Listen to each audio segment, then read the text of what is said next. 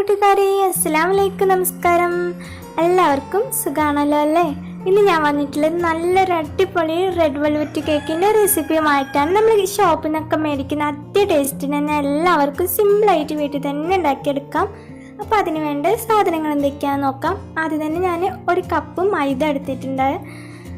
അതുപോലെ തന്നെ ഒരു 1/4 teaspoon baking soda, 1 teaspoon baking powder, അതുപോലെ തന്നെ ഒരു 1 ടീസ്പൂൺ കൊക്കോ പൗഡർ കൂടുതൽ എടുക്കരുത് കേട്ടോ. അപ്പോൾ നമുക്ക് ഈ ഇൻഗ്രീഡിയൻസ് എല്ലാം കൂടിയിട്ട് നല്ല പോലെ ഒന്ന് അരിച്ചെടുക്കാം.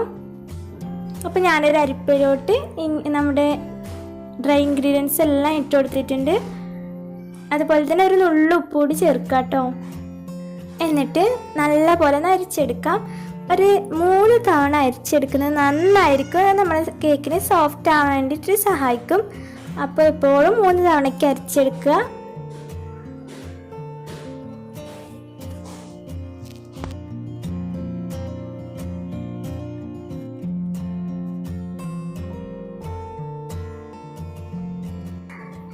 ഇപ്പോൾ ഞാനൊരു 3 തവണ അരിച്ചെടുത്തിട്ടുണ്ടായിരുന്നു. ഇനി ഇതങ്ങോട്ട് മാറ്റി വെക്കാം. ഇനി നമുക്ക് റെഡ് വെൽവെറ്റ് കേക്കിലോട്ടുള്ള ബട്ടർ മിൽക്ക് തയ്യാറാക്കാം. അതിന് വേണ്ടിയിട്ട് ഞാനിവിടെ ഒരു 1/2 കപ്പ് പാലെടുത്തിട്ടുണ്ട്. അതിലോട്ട് 1 ടീസ്പൂൺ വിനാഗർ ഒഴിച്ച് കൊടുക്കുകയാണ്. വിനാഗർ ഒഴിച്ച് കൊടുത്തതിന് ശേഷം സ്പൂൺ വെച്ചിട്ട് നല്ലോണം മിക്സാക്കി എടുക്കുക. എന്നിട്ട് നമുക്കങ്ങോട്ട് മാറ്റി വെക്കാം. ഇതിന് പകരം പുളിയില്ലാത്ത തൈര് വേണേലും യൂസ് ചെയ്യാം കേട്ടോ. ഇനി ഞാനിവിടെ ഒരു 3 കോഴിമുട്ട എടുത്തിട്ടുണ്ട്. അതിലോട്ട് ഒരു 1 ടീസ്പൂൺ വാനില എസൻസ് ഒഴിച്ചു കൊടുത്തിട്ടുണ്ട്. എന്നിട്ട് നല്ലോണം ബീറ്റ് ചെയ്യുക. ആദ്യം ലോ സ്പീഡിലിട്ടിട്ടാണ് നമ്മൾ ബീറ്റ് ചെയ്തെടുക്കേണ്ടത്. പിന്നെ നമുക്ക് സ്പീഡ് കൂട്ടി കൊടുക്കാം. അപ്പോൾ നമ്മുടെ ഈ കോഴിമുട്ടയുടെ ആ മണവും ആ ഒരു രുചിയൊന്നും വരാതിരിക്കാൻ വേണ്ടിയിട്ടാണ് നമ്മൾ ആദ്യം തന്നെ ബീറ്റ് ചെയ്യുന്നതിന് മുന്നേ തന്നെ നമ്മൾ വാനില എസൻസ് ചേർക്കുക. പിന്നെ നിങ്ങളുടെ കയ്യിൽ ബട്ടർ എസൻസ് ഉണ്ടെങ്കിൽ അതുകൂടി ചേർക്കാം, ഓപ്ഷണലാണ്. അപ്പോൾ നല്ലവണ്ണം ഫ്ലഫി ആയിട്ട് നല്ല രീതിയിൽ തന്നെ ബീറ്റായി കിട്ടിയിട്ടുണ്ട് കേട്ടോ. നല്ല ക്രീമി ടെക്സ്ചർ കിട്ടിയിട്ടുണ്ട്. അപ്പോൾ ഇനി ഞാൻ ഇതിലോട്ട് ഒരു 3/4 കപ്പ് പഞ്ചസാര പൊടിച്ചെടുത്തിട്ടുണ്ടായിരുന്നു. അത് കുറച്ചായിട്ട് ഇട്ടുകൊടുത്തിട്ട് നമുക്ക് ബീറ്റ് ചെയ്തെടുക്കാം. എപ്പോഴും നിങ്ങളൊരു കാര്യം ശ്രദ്ധിക്കുക, ഒരുമിച്ച് പഞ്ചസാര പൊടിച്ചത് ഇട്ട് കൊടുക്കാതിരിക്കുക. ഓരോ ടീസ്പൂൺ വീതം ഇട്ട് കൊടുത്തിട്ട് ബീറ്റ് ചെയ്തെടുക്കാം. മഴക്കാലം ആയതുകൊണ്ടാണെന്ന് തോന്നുന്നു ഭയങ്കര ഈച്ച ശല്യം. ഞാൻ ഇതുണ്ടാക്കുന്ന ടൈമിൽ ഈച്ചങ്ങനെ ഞാൻ അതിനെ ആട്ടാൻ തന്നെ ഒരാളെ നിർത്തേണ്ടി വരുന്ന അവസ്ഥയാണ്. ഇങ്ങനെ വന്നുകൊണ്ടിരിക്കണം വല്ലാത്തൊരു ഈച്ച. ഇപ്പം ഞാൻ മൊത്തമായിട്ട് നമ്മുടെ പഞ്ചസാര പൊടിച്ചിട്ട് കൊടുത്തിട്ടുണ്ട്. അപ്പോൾ ഞാൻ അതിന് ശേഷം ഞാൻ ഇതിലോട്ട് 1/4 കപ്പ് സൺഫ്ലവർ ഓയിൽ അത് കുറച്ചായിട്ട് ഒഴിച്ചു കൊടുത്തിട്ട് നമുക്ക് ബീറ്റ് ചെയ്തെടുക്കാം. ഒരുമിച്ച് ഒഴിച്ചു കൊടുക്കേണ്ട ആവശ്യമില്ല. പിന്നെ ഓവർ മിക്സ് ചെയ്യണ്ട കേട്ടോ. നമ്മൾ സൺഫ്ലവർ ഓയിൽ ഒഴിച്ചതിന് ശേഷം ജസ്റ്റ് ഒന്ന് മിക്സാക്കി എടുത്താൽ മതി. ഇനി നമുക്കുണ്ടല്ലോ നമ്മുടെ ബട്ടർ മിൽക്ക് നേരത്തെ തയ്യാറാക്കി വെച്ചതിലോട്ടാണ് ഞാൻ കളർ ആഡ് ചെയ്ത് കൊടുക്കുന്നത്. ഞാനിവിടെ റാസ്ബെറി റെഡാണ് കേട്ടോ ചേർക്കുന്നത്. റാസ്ബെറി റെഡ് ആയിരിക്കും കുറച്ചുകൂടെ നല്ലൊരു കളർ ഇട്ട. ടൊമാറ്റോ റെഡ് ആണെങ്കിലും കുഴപ്പമില്ല. പിന്നെ അത് കുറച്ചായിട്ട് ഒഴിച്ചു കൊടുത്തിട്ട് അതും ഇതുപോലെ ജസ്റ്റ് ഒന്ന് എല്ലായിടത്തും മിക്സ് ആക്കി എടുത്താൽ മാത്രം മതി. ഓവറായിട്ട് ബീറ്റ് ചെയ്യേണ്ട ആവശ്യമില്ല.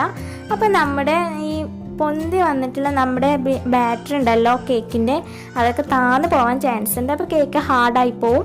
അപ്പോൾ അത് പ്രത്യേകം ശ്രദ്ധിക്കുക. നമ്മൾ കളറൊക്കെ എല്ലാ ഭാഗത്തും മിക്സ് ആകുന്നവരെ മാത്രം ബീറ്റ് ചെയ്ത് കൊടുക്കാം. നല്ല പോലെ മിക്സ് ആക്കി എടുത്തിട്ടുണ്ട്. ഇനി നേരത്തെ തരിച്ച് വെച്ചിട്ടുള്ള നമ്മുടെ ഡ്രൈ ഇൻഗ്രീഡിയൻസ് ഉണ്ടല്ലോ, അതിങ്ങനെ കുറച്ചായിട്ട് ഇട്ട് കൊടുത്തിട്ട് നമുക്ക് കട്ട് ആൻഡ് ഫോൾഡ് ചെയ്തെടുക്കാം. ഒരുപാട് നിങ്ങൾ കുത്തി ഇളക്കാണ്ടിരിക്കുക. ഒരേ ഡയറക്ഷനിൽ മാത്രം ഇളക്കി കൊടുത്താൽ മതി. നമ്മൾ ഒരുപാട് ടൈം ഇങ്ങനെ ഇളക്കി കൊടുത്തുകൊണ്ടിരുന്നാൽ കേക്ക് എന്തായാലും ഹാർഡായി പോവും. അപ്പോൾ അത് പ്രത്യേകം ശ്രദ്ധിക്കുക.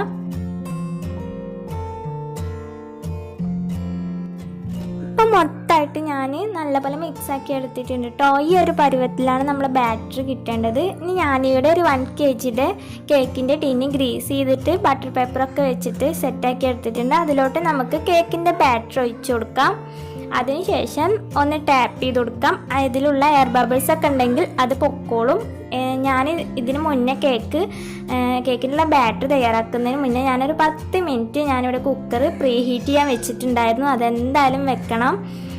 അപ്പോൾ അതിൻ്റെ ഉള്ളിൽ റിങ്ങും വെച്ച് കൊടുത്തിട്ട് ഞാൻ നമ്മുടെ കേക്ക് ടിന്ന് ഇറക്കി വെച്ച് കൊടുത്തു. ഇനി ഒരു 25 മിനിറ്റ് നമുക്ക് ഇത് കുക്ക് ചെയ്യാൻ ആവശ്യമുള്ളൂ. ഇപ്പോൾ കറക്റ്റ് 25 മിനിറ്റ് ആയിട്ടുണ്ട്. നമ്മുടെ കേക്കൊക്കെ നല്ല പോലെ സോഫ്റ്റായിട്ട് നല്ല പോലെ പൊങ്ങി വന്നിട്ടുണ്ട്. നമുക്ക് ഈ കുക്കറിൽ നിന്ന് ഇത് നമുക്ക് പുറത്തോട്ട് എടുക്കാം. ഇതുപോലെ തന്നെ കുക്കർ ഇത് ഇത്ര വലുപ്പമുള്ള കുക്കറല്ല എന്നുണ്ടെങ്കിൽ സാധാ അലുമിനിയത്തിൻ്റെ ചെരുവ് എന്തെങ്കിലും എടുത്താൽ മതി. ഇപ്പോൾ നമ്മുടെ കേക്കൊക്കെ നല്ലവണ്ണം ചൂടൊക്കെ പോയിട്ടുണ്ട് കേട്ടോ. ഇനി ഞാൻ കേക്ക് ടിന്നിൽ നിന്ന് എടുത്ത് ബാറ്റർ പേപ്പറൊക്കെ ഒന്ന് റിമൂവ് ചെയ്യാം. ഇപ്പം ഞാൻ ബട്ടർ പേപ്പറൊക്കെ റിമൂവ് ചെയ്തിട്ടുണ്ട്. ഇപ്പം കണ്ടില്ലേ, നമ്മുടെ കേക്ക് കണ്ടോ നല്ല സോഫ്റ്റായിട്ട് നല്ല സ്പോഞ്ചി ആയിട്ട് തന്നെ കിട്ടിയിട്ടുണ്ട് കേട്ടോ. ഇനി നമുക്ക് ഇതിൻ്റെ മുകളിലുള്ള ഭാഗം ഉണ്ടല്ലോ, അത് ഡെക്കറേഷന് വേണ്ടിയിട്ട് ഒന്ന് കുറച്ച് കട്ട് ചെയ്ത് മാറ്റുന്നുണ്ട്. എന്നിട്ട് ഈ മാറ്റിയത് കൈ വെച്ചിട്ടൊന്ന് പൊടിച്ച് കൊടുത്തിട്ട് ഒന്ന് നമ്മുടെ ഫ്രൈ പാനിൽ എന്തെങ്കിലും ഇട്ടിട്ടൊന്ന് ജസ്റ്റ് ഒന്ന് ചൂടാക്കി എടുത്തിട്ട് മിക്സിയിലിട്ട് പൊടിച്ചിട്ടാണ് ഞാൻ ഡെക്കറേഷന് വേണ്ടിയിട്ട് യൂസ് ചെയ്യുന്നത്. അപ്പോൾ അതിന് വേണ്ടിയിട്ട് കുറച്ച് മുകളിൽ നിന്ന് കട്ട് ചെയ്തിട്ടുണ്ട്. ബാക്കിയുള്ള കേക്ക് ഞാനൊരു 3 ലെയറായിട്ടാണ് കട്ട് ചെയ്തെടുക്കുന്നത് കേട്ടോ. അപ്പോൾ ഞാൻ സാധാ കത്തി വെച്ചിട്ടാണ് കട്ട് ചെയ്യുന്നത്. നൂല് വെച്ചിട്ടും കട്ട് ചെയ്യാം. നല്ല രീതിയിൽ തന്നെ കട്ട് ചെയ്തെടുക്കാൻ പറ്റും.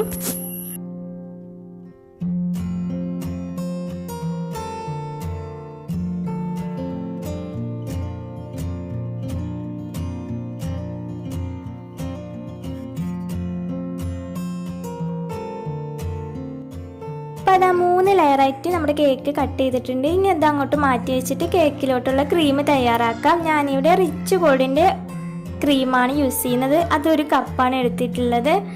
ഞാനുണ്ടല്ലോ വലിയൊരു പാത്രത്തിൽ ആദ്യം തന്നെ നല്ല തണുത്ത വെള്ളം എടുത്ത് വെച്ചിട്ട് അതിലോട്ട് ക്രീം ബീറ്റ് ചെയ്യണ ബൗൾ ഇറക്കി വെച്ചിട്ടാണ് കേട്ടോ ബീറ്റ് ചെയ്തെടുക്കുന്നത്. അപ്പോൾ എന്താണെന്ന് വെച്ചാൽ നല്ല പോലെ തന്നെ നമ്മുടെ ക്രീം സ്റ്റിഫായി കിട്ടുകയും ചെയ്യും, ലൂസായി പോവുകയും ചെയ്യില്ല. ഇങ്ങനെ എല്ലാവരും ചെയ്ത് നോക്കുക, സ്റ്റിഫായി കിട്ടാത്തവരൊക്കെ. പിന്നെ നമ്മൾ ക്രീം ബീറ്റ് ചെയ്യുന്ന ബൗളിൽ ഒട്ടും തന്നെ നനവ് പാടില്ല. നനവുണ്ടെങ്കിൽ നമ്മുടെ ക്രീം ലൂസായി പോവും. ഇപ്പം നമ്മുടെ ക്രീം നല്ലപോലെ സ്റ്റിഫായിട്ട് വന്നിട്ടുണ്ട് കേട്ടോ. ഈ ഒരു പരുവത്തിലാണ് നമുക്ക് ക്രീം തയ്യാറാക്കി എടുക്കേണ്ടത്. അപ്പോൾ നമുക്ക് നമ്മുടെ കേക്ക് ഡെക്കറേഷൻ തുടങ്ങാം. ക്രീമൊക്കെ അവിടെ റെഡിയായി.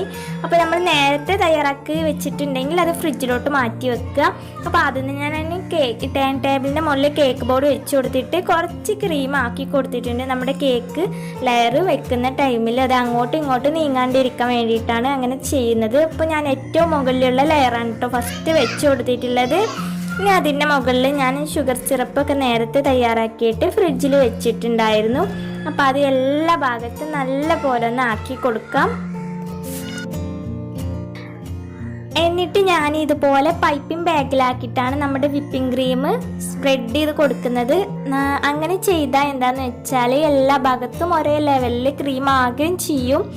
നമുക്ക് പെട്ടെന്ന് ഈസി ആയിട്ട് തന്നെ നമുക്ക് ക്രീം ഫില്ല് ചെയ്തെടുക്കാൻ വേണ്ടിയിട്ടും പറ്റും. അപ്പോൾ എല്ലാവരും ഇതുപോലെ ചെയ്ത് നോക്കുക.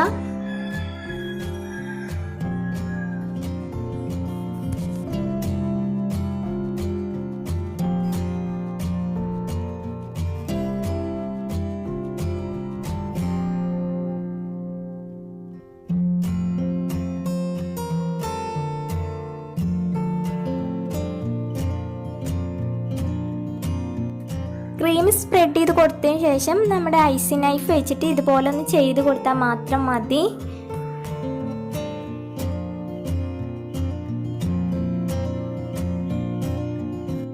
ഇനി ഞാനിതിൻ്റെ മുകളിലോട്ട് നമ്മുടെ വൈറ്റ് ചോക്ലേറ്റ് ഉണ്ടല്ലോ, വൈറ്റ് ചോക്ലേറ്റ് കൊണ്ട് ഗനാഷ് ഉണ്ടാക്കിയിരുന്ന വൈറ്റ് ചോക്ലേറ്റ് ഗനാഷ് ഒഴിച്ചു കൊടുക്കുന്നുണ്ട്. അപ്പോൾ ഇങ്ങനെ ചെയ്താൽ എന്താണെന്ന് വെച്ചാൽ നല്ലൊരു ടേസ്റ്റ് ആയിരിക്കും നമ്മുടെ കേക്കിന്. വൈറ്റ് ചോക്ലേറ്റ് ഗ്രേറ്റ് ചെയ്ത് ഇട്ട് കൊടുത്താലും കുഴപ്പമൊന്നുമില്ല, പക്ഷെ അതിനേക്കാൾ ടേസ്റ്റ് ഇതുപോലെ വൈറ്റ് ചോക്ലേറ്റ് ഗനാഷ് ഒഴിച്ചു കൊടുത്താലായിരിക്കും. ഇനി നെക്സ്റ്റ് ലെയർ കൂടി വെക്കാം. അത് ഇതുപോലെ തന്നെ ഷുഗർ സിറപ്പൊക്കെ ആക്കി കൊടുത്ത് ക്രീം സ്പ്രെഡ് ചെയ്ത് ഇതുപോലെ വൈറ്റ് ചോക്ലേറ്റ് ഗനാഷ് ഒഴിച്ചു കൊടുക്കാം.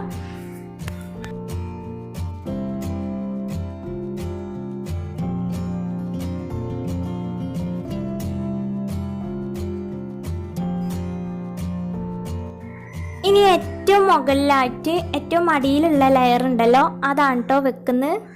എന്നിട്ട് മൊത്തത്തിൽ നമുക്ക് ക്രീം എല്ലായിടത്തും ഒന്ന് തേച്ച് കൊടുക്കാം.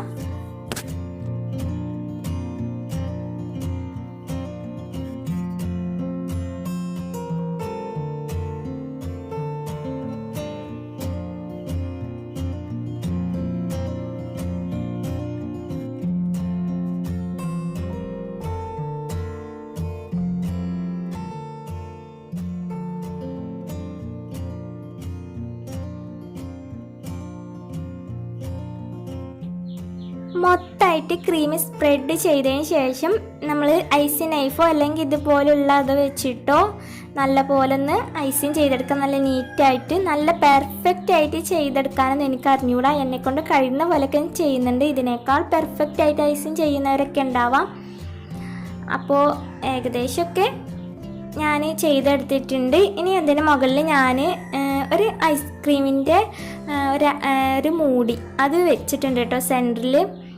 എന്നിട്ടാണ് ഞാൻ നേരത്തെ നമ്മൾ മാറ്റി വെച്ച ഡെക്കറേഷന് വേണ്ടിയിട്ട് മാറ്റി വെച്ച കേക്കിൻ്റെ ഇതുണ്ടല്ലോ അതിങ്ങനെ നമ്മൾ ഇതുണ്ടല്ലോ അരിപ്പ, ആ അരിപ്പയിലൂടെ ഇട്ടിട്ടാണ് കേട്ടോ ഡെക്കറേഷൻ ചെയ്തെടുക്കുന്നത്. അപ്പോഴേക്ക് നല്ല ഭംഗി ഉണ്ടാവുക കാണാൻ വേണ്ടിയിട്ട്.